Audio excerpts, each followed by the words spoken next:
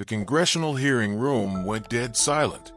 Mark Levin, the conservative radio legend with millions of loyal listeners, sat frozen at the witness table. His face had gone from confident red to pale white in just 30 seconds. Across from him, Representative Jasmine Crockett held up a single document, and what she said next would end his career forever. "Mr. Levin, since you love trashing other people's law degrees on your show, let's talk about yours."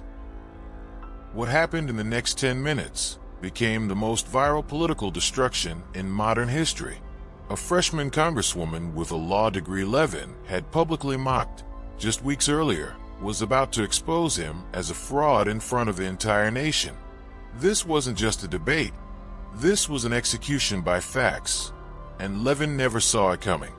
Before we show you exactly how she destroyed him, hit that subscribe button right now, because what you're about to witness is the most satisfying takedown you'll ever see. This is the moment when real expertise crushed fake authority, when preparation defeated arrogance, and when a woman everyone underestimated proved she was the smartest person in the room. But here's the part nobody knows. The secret weapon Crockett used wasn't just her law degree. It was something Levin had given her himself, buried in his own radio show archives. A mistake so devastating that when she revealed it, even his own supporters couldn't defend him. Keep watching. You won't believe what you found. To understand how completely Jasmine Crockett destroyed Mark Levin, you need to know who these two people really were, and why this confrontation was always going to end in humiliation for one of them. Mark Levin wasn't just another conservative commentator. He was royalty in right-wing media. Temple University Law School graduate, former Reagan administration official, best-selling author of books like Liberty and Tyranny. Every night, millions of Americans tuned into his radio show to hear him lecture about the Constitution with the confidence of a man who believed he was always the smartest person in any room. But Levin had a habit that would become his downfall. He loved mocking other people's credentials. On his show, he regularly dismissed lawyers he disagreed with, calling them pretend attorneys, and saying their law degrees were participation trophies from second-tier schools. He particularly enjoyed attacking young black women in politics, questioning whether they really deserved their positions or were just diversity hires.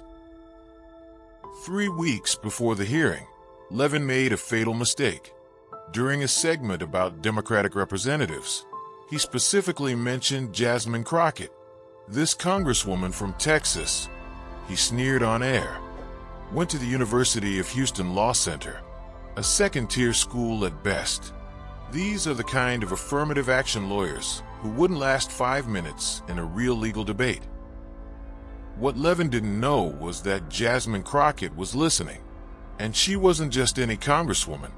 Before politics, Crockett had been a civil rights attorney and public defender in Texas. Not someone who talked about the law on television, but someone who practiced it in courtrooms, where people's lives hung in the balance. She had stood before judges and juries, argued appeals, and won cases that kept innocent people out of prison. Her law degree from Houston wasn't a participation trophy. It was a weapon she had sharpened in the trenches of the legal system for years. When Crockett heard Levin's attack, she didn't get angry. She got strategic. She called her staff into her office and gave them a simple assignment.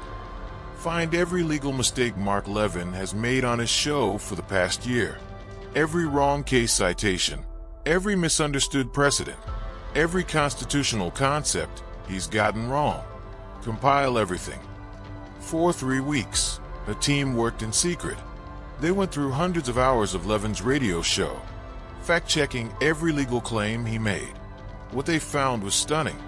Levin, the supposed constitutional expert, was making basic legal errors constantly. Mistakes that any first-year law student would catch. Fundamental misunderstandings of landmark Supreme Court cases. Wrong interpretations of constitutional amendments. Crockett realized something incredible. Mark Levin's entire career was built on people not fact-checking him. He sounded authoritative, so people assumed he was right, but he hadn't actually practiced law in decades. His legal knowledge was frozen in 1980, and he was coasting on old credentials and a loud voice. She had found his weakness, and she was about to exploit it in front of the entire nation. When Levin was invited to testify before the House Judiciary Committee about constitutional interpretation, Crockett saw her opportunity. She would be on that committee. She would have her chance to question him, and she was going to use every single mistake her team had found to destroy his credibility piece by piece. The night before the hearing, Crockett stayed up late reviewing her preparation. She had organized every error chronologically. She had the actual legal precedents ready to cite. She knew exactly which questions would expose him. This wasn't going to be a debate. It was going to be a courtroom cross-examination, and Mark Levin was the hostile witness. But the most devastating evidence she had prepared was still hidden. Something so damning that when she revealed it, it would end not just the hearing, but Levin's entire career. And he had absolutely no idea it was coming. If you're hooked on this story already, hit that like button now and drop a comment telling us what you think will happen next. Make sure you're subscribed because this is just the beginning. The morning of the hearing, Mark Levin walked into the committee room like a champion entering the ring. Conservative media had sent their top correspondents, expecting to capture clips of Levin owning the libs for their social media feeds. His staff carried binders full of prepared statements and constitutional quotes. Levin's expensive suit and confident smile said it all. This was his territory, and he was about to give these politicians a constitutional education. Jasmine Crockett sat quietly at the committee table, a single iPad in front of her. No binders, no stack of papers. She didn't need them. Everything she needed was already in her head, sharpened by years of actual courtroom work. The hearing started exactly as Levin expected.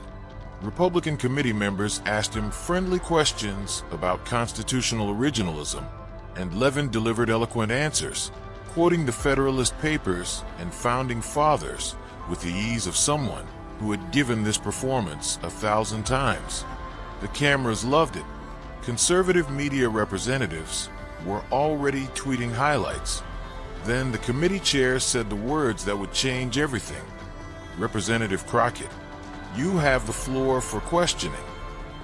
Crockett looked up from her notes, and her eyes locked onto Levin with the focus of a prosecutor about to demolish a lying witness. The room's energy shifted.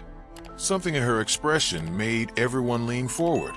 Mr. Levin, she began, her voice calm and professional. You've been very vocal about the quality of legal education in America. In fact, on your show last month, you said, and I quote, "Half these Democrats couldn't pass a first-year constitutional law exam if their life depended on it." Do you remember saying that? Levin adjusted his glasses, that familiar smirk appearing on his face. This was the moment he lived for, the chance to lecture someone about their ignorance. Congresswoman, I say many things on my show, but yes, I absolutely stand by that statement. Many politicians today demonstrate a fundamental lack of understanding of our constitutional framework. Interesting, Crockett replied, and the slight edge in her voice made several Democratic committee members sit up straighter. They sensed she was building to something. And you've also said on multiple occasions that certain law schools hand out participation trophies instead of real legal education. Is that correct? Levin's confidence grew. Absolutely correct. When law schools prioritize diversity quotas over academic excellence, when students can't properly cite a Supreme Court case but still receive degrees, then yes, I call those participation trophies. Several people in the gallery shifted uncomfortably. Crockett's expression didn't change, but her next words were sharper. So you believe you can assess the quality of someone's legal education better than, say, the state bar associations that license attorneys? Levin leaned back in his chair, completely missing the trap closing around him. Congresswoman, passing the bar exam is a minimum standard. It doesn't make someone a constitutional scholar. I forgot more about constitutional law than most lawyers will ever know. The room went completely silent. Crockett let that arrogant statement hang in the air for a moment, and then she slowly pulled out a thick folder from beneath her iPad. The gesture was deliberate, theatrical. Every camera in the room focused on that folder. "Mr. Levin," she said, her voice now taking on the tone of a prosecutor moving in for the kill. "Let's test that theory." What happened next would be replayed millions of times online, studied in law schools, and remembered as one of the most brutal political destructions ever captured on camera. And it all started with one simple question that Levin couldn't answer. Don't click away. The destruction is about to begin. Drop a like if you're still with us. Crockett opened the folder with careful precision, making sure the cameras caught every movement. Inside were dozens of highlighted transcripts from Levin's radio show, each one marked with dates and direct quotes, each one documenting a legal error. "Mr. Levin, you went to Temple University Law School, class of 1980. That's 45 years ago. Tell me, when was the last time you actually argued a case in court? Not discussed a case on the radio, but stood before a judge where someone's freedom was at stake?" Levin's jaw tightened slightly. "My experience in the Reagan administration and my years in private practice." "I didn't ask about political appointments from the 1980s. Crockett interrupted smoothly, and the sharpness of that interruption made everyone in the room take notice. "I asked when you last practiced law. When did you last file a brief with a midnight deadline because your client's life depended on it? When did you last have to know courtroom procedures so perfectly that a single mistake could cost someone their freedom?" Levin's face began to redden. "This is ridiculous. My credentials speak for themselves. I've written 7 best-selling books on the Constitution." "Books," Crockett said, and the way she emphasized that word made it sound like an insult. "You've written books. Mr. Levin, I've saved lives in courtrooms. You talk about the law on the radio. I've practiced it. You mock the legal education of others from behind a microphone. I've used mine to keep innocent people out of prison." The Democratic side of the committee was now completely focused, some members struggling to hide smiles. The Republicans looked increasingly uncomfortable. Crockett pulled out the first highlighted transcript. "Let me show you what I mean. On January 15th of this year, you said on your show that the precedent in Marbury versus Madison was fundamentally about judicial restraint. Would you like to correct that statement now? Or should I explain to this committee why that's completely wrong?" A few legal experts in the gallery actually gasped. Anyone who went to law school knew that Marbury versus Madison wasn't about judicial restraint at all. It was about establishing judicial review, the Supreme Court's power to strike down unconstitutional laws. It was the most famous case in American constitutional history, and Levin had gotten it fundamentally wrong. Levin tried to recover. That's taken out of context. On February 22nd, Crockett continued, not giving him a chance to deflect, pulling out another transcript. "You claimed that the 14th Amendment's Equal Protection Clause was never intended to apply to voting rights. Would you like me to pull up the congressional record from 1866 to show you how wrong that is?" Levin's hands gripped the edge of the table. His face had gone from red to deep crimson. "On March 10th, you stated there's no constitutional basis for executive agencies to create regulations. Mr. Levin, have you ever actually read Chevron versus Natural Resources Defense Council? Because I can cite it for you if you'd like." Each error she listed hit like a hammer blow. These weren't matters of interpretation or political opinion. These were basic legal facts that Levin had gotten wrong on his show while mocking other people's education. The room watched in stunned silence as she systematically dismantled his credibility. Republican committee members looked at each other nervously.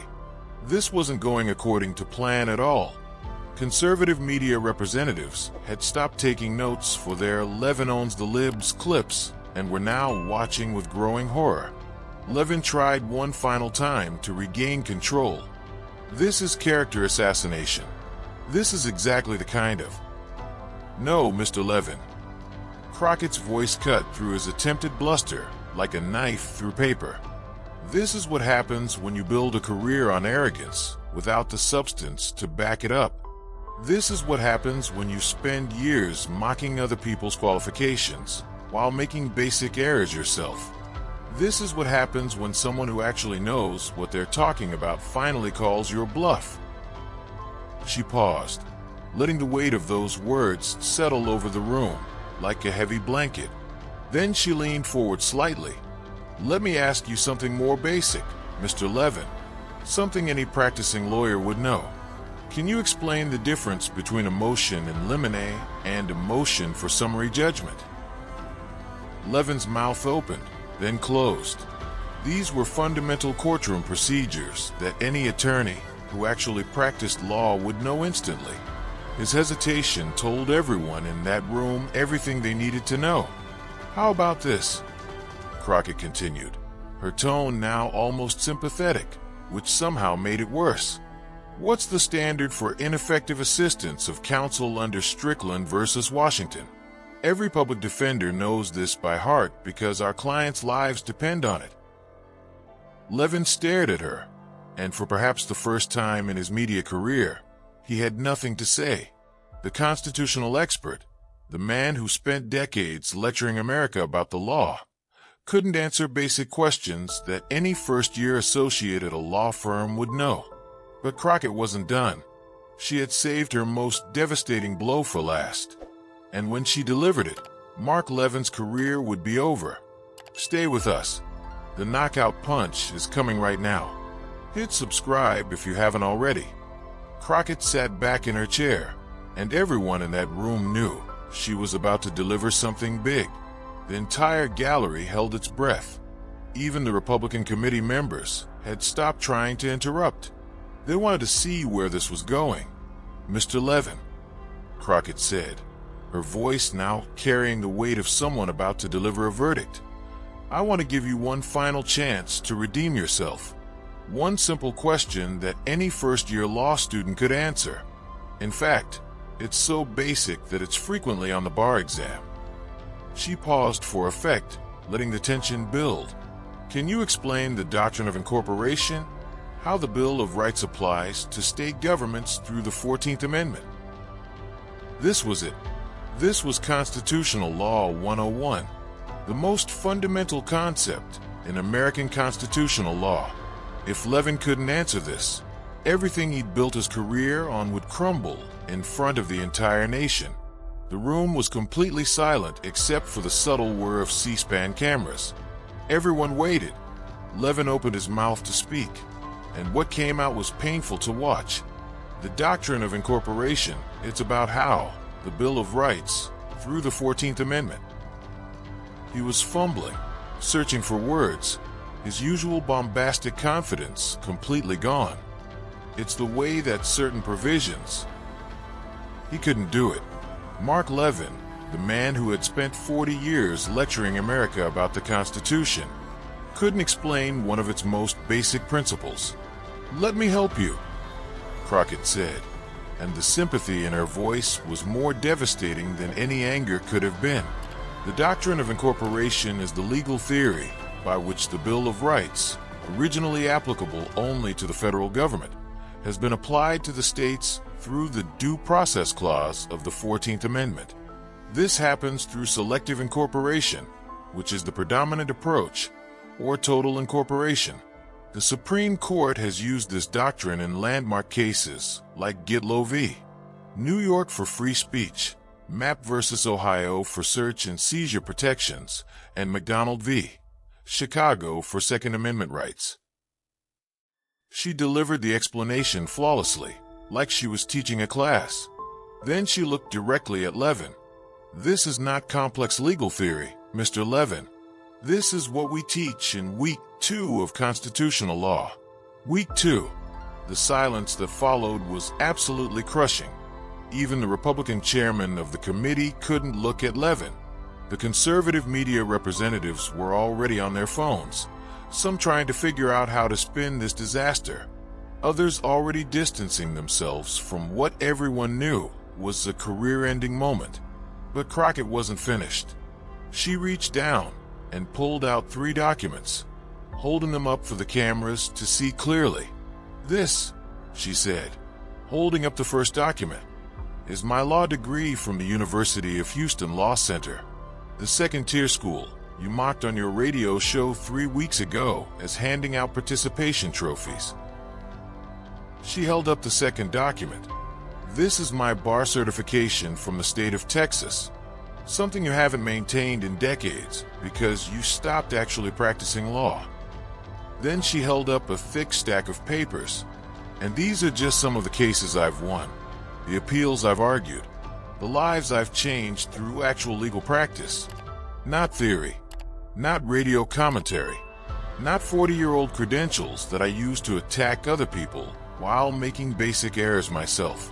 Real law."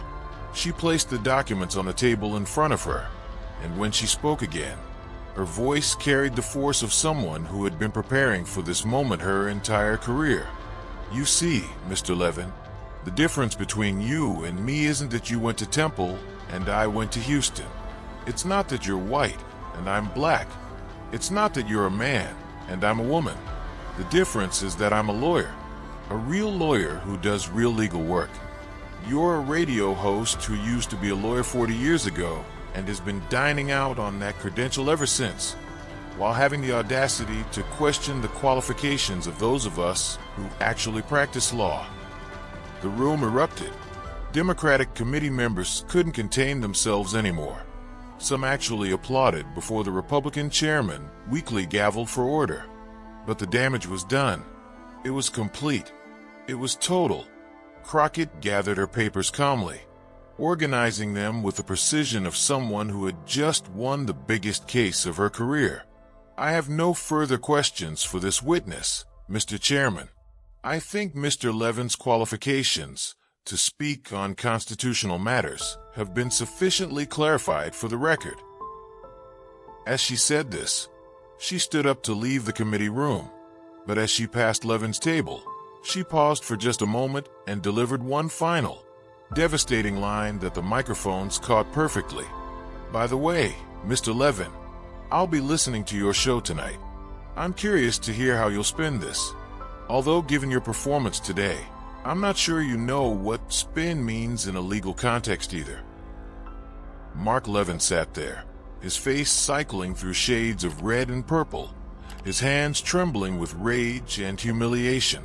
His mouth opened as if to respond, but nothing came out. For perhaps the first time in his professional life, Mark Levin was completely speechless. The cameras caught every second of it, and within minutes, the clip would be everywhere. The most viral political destruction in modern history had just happened, and it would change everything. Comment below what you think just happened. This story gets even more incredible. Keep watching. Before the committee even called a recess, the clip was trending worldwide. Crockett destroys Levin, shot to #1 on Twitter faster than any political hashtag in recent memory. The video of Crockett systematically dismantling Levin's legal knowledge was being shared across every social media platform simultaneously. The responses came from everywhere. CNN's legal analyst Jeffrey Toobin tweeted, "In 30 years covering legal affairs, I've never seen a more thorough intellectual dismantling." Jasmine Crockett didn't just win that argument. She exposed Levin as fundamentally ignorant of the law he claims expertise in. Even Fox News struggled to defend their ideological ally. When asked about it on The Five, Greg Gutfeld awkwardly joked that everyone has bad days, while Jesse Waters quickly changed the subject to immigration. But the real devastation came from the legal community. Law professors who had stayed quiet about Levin for years finally felt free to speak up.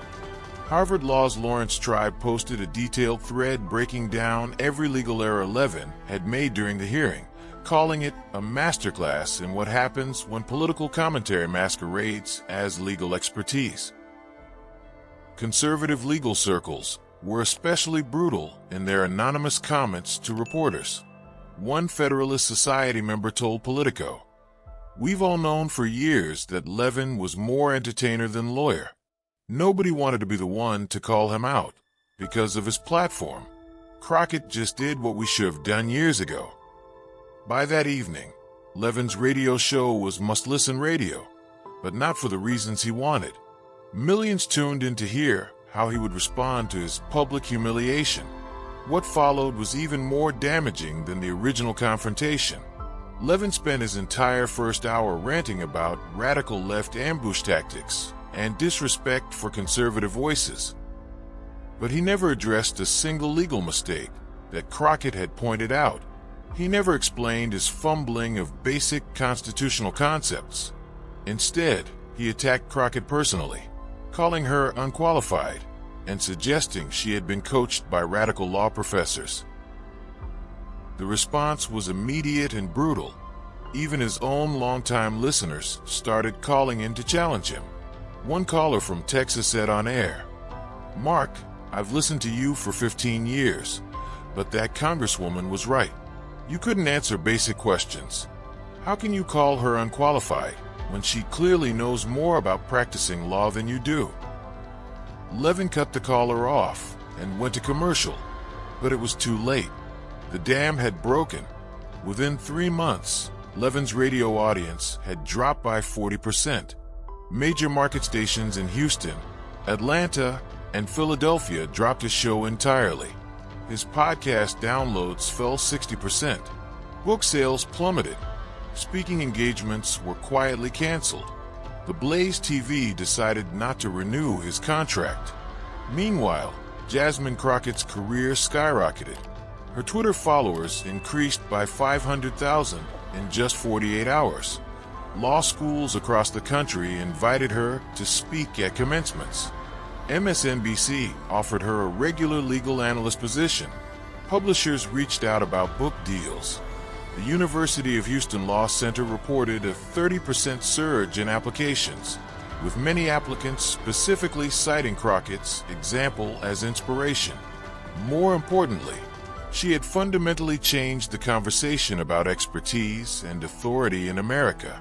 She had shown that real knowledge, backed by preparation and actual experience, would always defeat manufactured authority based on old credentials and loud voices. The Congressional Black Caucus released a statement. Representative Crockett's masterful demonstration of legal expertise over media bloviating represents exactly why diverse voices in Congress matter. She brought not just a different perspective, but superior knowledge that exposed the hollow nature of attacks on our qualifications. 2 years after that hearing, Crockett stood before the Supreme Court, arguing a major voting rights case. She had taken a leave from Congress to personally handle the case because she believed it was too important to leave to anyone else. As she delivered her argument with perfect clarity and confidence, citing precedents and statutes with the ease that comes from actual practice, legal observers marveled at her journey. From a second-tier law school to destroying a conservative media titan to arguing before the highest court in the land, Jasmine Crockett had proven that real merit isn't about pedigree or prestige. It's about preparation, knowledge, and the courage to stand up to false authority. Mark Levin, meanwhile, had faded almost completely from public life. His radio show was eventually canceled. His social media following dwindled to a few thousand bitter supporters. He had become a footnote, a cautionary tale told in media studies classes about the dangers of building a career on arrogance without substance. But the most important part of this story isn't what happened to these two people. It's what their confrontation taught all of us about truth, expertise, and courage. Stay with us for the final lesson. And if this story has moved you, share it with someone who needs to see it. If you've made it this far in this story, You've witnessed something more important than just one political moment. You've seen a fundamental truth about our world, that real expertise will always defeat fake authority when someone has the courage to expose it. For years, people like Mark Levin had been able to position themselves as experts based on outdated credentials and loud voices rather than actual knowledge. They could mock others' qualifications because nobody with real expertise was willing to publicly challenge them. But Jasmine Crockett changed that dynamic forever. She showed that you don't need to be from an Ivy League school to be brilliant. You don't need decades of media experience to be right. What you need is actual knowledge, thorough preparation, and the courage to stand up for truth even when facing someone with a massive platform. The doctrine of incorporation that Levin couldn't explain? That wasn't some obscure legal technicality. It's the foundation of how our constitutional rights protect us from state governments. It's why police can't search your home without a warrant. It's why states can't restrict your freedom of speech. It's why your constitutional rights matter no matter which state you live in. When Levin couldn't explain that basic concept, he wasn't just revealing his own ignorance. He was showing that his entire career had been built on performance rather than knowledge, on confidence rather than competence, on platform rather than expertise. Crockett's destruction of Levin sent a message that echoed far beyond that one hearing. It told every young person from a non-elite background that your merit matters more than your pedigree. It told every woman and person of color facing dismissal of their credentials that real expertise can defeat manufactured authority. It told everyone tired of blowhards and bullies that preparation and truth are more powerful than volume and arrogance. Law schools now use that hearing as a teaching tool, showing students how proper preparation and knowledge of fundamentals can dismantle even the most confident opponent. Political consultants study it as an example of how to take down a seemingly invincible figure. Media critics cite it as the moment when performative expertise began losing its power in American discourse. The phrase "pulling a Crockett" entered the political lexicon, meaning to thoroughly prepare and systematically dismantle someone's false claims of expertise with facts and evidence. But perhaps the most important lesson is this. In an age of information, you can't fake knowledge forever. You can build a career on bluster and old credentials for a while, but eventually, someone with real expertise will expose you. And in that moment, everything you've built on false authority will crumble. Jasmine Crockett was that someone, and American discourse changed because of it. So let me ask you, do you think what Jasmine Crockett did to Mark Levin was justice? Or did she end his career unfairly? Drop your thoughts in the comments below. Hit that like button if this story inspired you. Subscribe to this channel for more unfiltered political truth. And share this video with someone who needs to see what happens when real expertise meets fake authority. Because the world needs more people like Jasmine Crockett. People who do the work, know their stuff, and aren't afraid to stand up to bullies with big platforms and small knowledge. Remember, truth always wins. It just needs someone brave enough to speak it.